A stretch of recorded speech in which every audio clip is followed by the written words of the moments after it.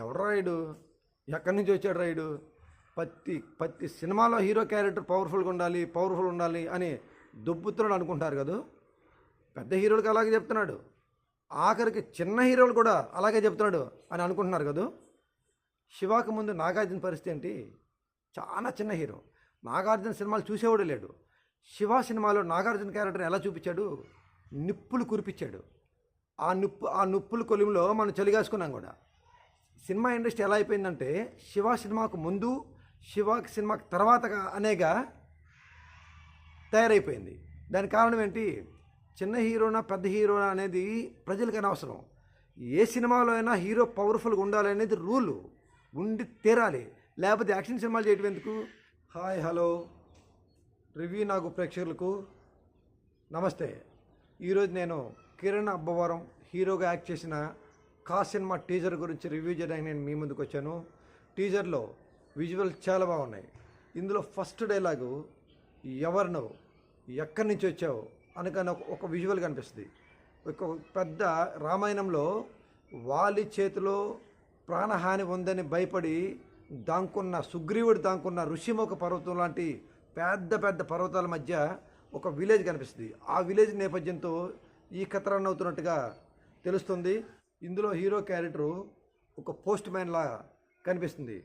అయినా హీరో మీద ఒక డైలాగ్ ఉంటుంది. ఏంటి, పక్క వాళ్ళ ఉత్తరాలు చదివే అలవాటు నీకు ఎప్పటి నుంచి ఉంది అనగానే హీరో ఒక పోస్ట్ మ్యాన్ లాగా లెటర్లు తీసుకెళ్తూ వస్తూ పోతూ ఉంటాడు. ఇందులో హీరో పక్క వాళ్ళ ఉత్తరాలు చదువుతున్నాడంటే ఒక కథలో ఒక మిస్టీరియస్ ఎలిమెంటు అండ్ ఒక రివెంజ్ డ్రామా ఉన్నట్టు ఒక క్లియర్ కట్గా మనకు తెలుస్తుంది. ఇందులో హీరోకి ఈ లెటర్స్కి ఏదో, ఈ పోస్ట్ లెటర్స్కి ఏదో సంథింగ్ ఉంది. అంటే ఏదో ఒక బలమైన రీజన్ మీదే ఈ పోస్టల్ లెటర్స్ చదువుతుంటాడు. మళ్ళీ స్టోరీలో మధ్య మధ్యలో ఒక గడియారం సంబంధించిన షార్ట్స్ ఈ కథకి సంథింగ్ ఎక్కడో లింక్ ఉన్నట్టుగా కూడా తెలుస్తుంది. ఇందులో ఇంకొక డైలాగ్లో నీకంటూ ఎవరు లేరా, హత్యలు చేసే స్థాయికి వెళ్ళావు అనగానే షార్ట్స్లో హీరో కొంతమందిని చంపుతూ ఉంటాడు. అంటే ఏమర్థమవుతుందంటే ఈ స్టోరీ బ్యాక్ స్టోరీలో ఒక ఫ్లాష్ బ్యాక్ ఉంది, అంటే డ్రామా ఉంది. ఈ రన్నింగ్ సినిమాలో ఆ మెలో డ్రామాలో ఈ హత్యలు చేస్తున్నట్టుగా హీరో కనిపిస్తూ ఉన్నాడు. హీరో ఒక పవర్ఫుల్ డైలాగ్ వాడతాడు, నాకు తెలిసిన నేను మంచి, నాకు తెలియని నేను అనగానే హీరో ఒక్కొక్కరిని అరాచకంగా చంపుతూ ఉంటాడు.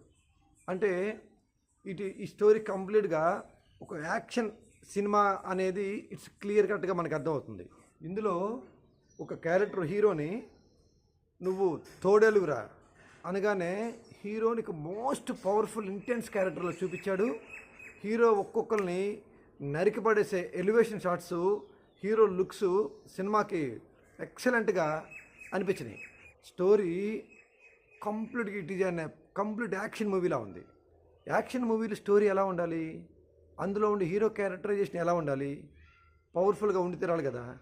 ఒక మర్డర్ చేస్తే 307 సెక్షన్ ఎంత బలంగా అప్లై అవుతుందో యాక్షన్ సినిమాలో హీరో క్యారెక్టర్ కూడా అంతే బలంగా ఉండి తీరాలి కదా. అలా మెయింటైన్ చేస్తేనే కదా. ఎవడు రాయుడు, ఎక్కడి నుంచి వచ్చాడు రాయుడు, ప్రతి సినిమాలో హీరో క్యారెక్టర్ పవర్ఫుల్ ఉండాలి అని దొబ్బుతున్నాడు అనుకుంటారు కదా.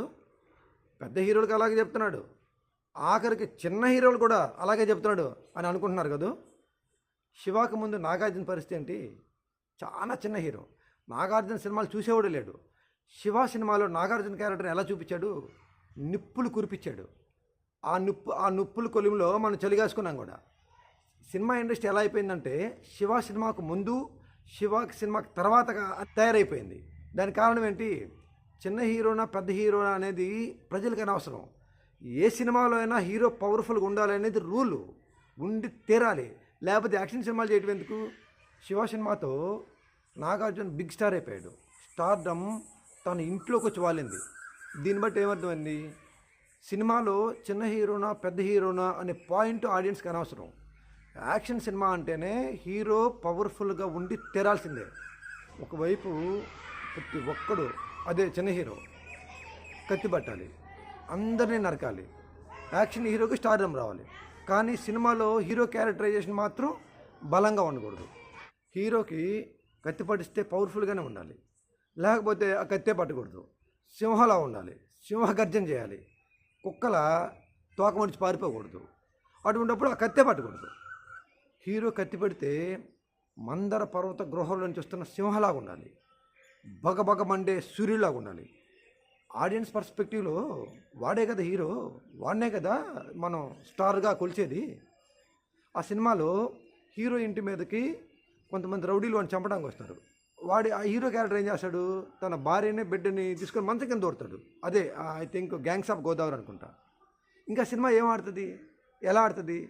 ఫస్ట్లో మాత్రం ఫైట్లు ఉంటాయి, అవసరమైనప్పుడు సందర్భమైనప్పుడు మాత్రం హీరో కత్తిబట్టి బయట రాడు.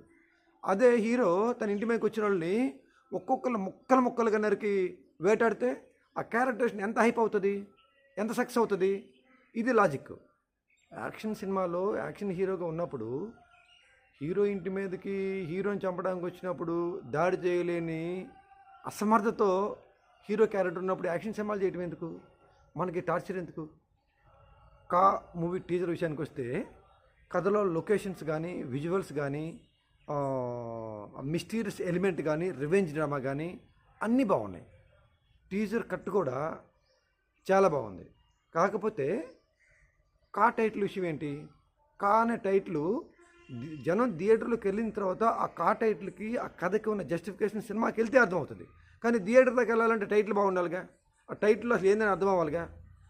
అంటే ముఖ్యంగా టైటిల్ అనేది చాలా కీలకమైన పాత్ర పోషిస్తుంది ఆడియన్స్ని థియేటర్లు ఆడడానికి. ఈ సినిమా దీంట్లో ఆ టైటిల్ ఒక్కటే నాకు అంత క్యాచీగా అనిపించలేదు. ఇందులో పవన్ కళ్యాణ్ యాక్ట్ చేస్తుంటే అబ్బో పవన్ కళ్యాణ్ ఉన్నాడు రా బాబు, కాలో ఏదో ఉంటుంది అనుకుంటారు. ఇందులో యాక్ట్ చేస్తుంది ఎవరు? కిరణ్ అబ్బవరం. కొంతమంది పూర్తిగా తెలియదు. అప్కమింగ్ వాళ్ళకి, కొత్త వాళ్ళకి టైటిల్ చాలా క్యాచీగా ఉండాలి, ఈజీగా ఉండాలి. ఇదండి టోటల్గా కా మూవీ టీజరు బాగుంది, నిజంగా బాగుంది. ఈ సినిమాని ఆడియన్స్ సూపర్ హిట్ చేయాలని నేను మనస్ఫూర్తిగా కోరుకుంటాను. నా వీడియో నచ్చితే నా రివ్యూ నాకు ఛానల్ సబ్స్క్రైబ్ చేయండి, షేర్ చేయండి, లైక్ చేయండి, కామెంట్ చేయండి, బెల్ ఐకాన్ తప్పకుండా ప్రెస్ చేయండి. మరో వీడియోతో మీ ముందుకు వస్తాను. This is Nagu Parvathareddy signing off.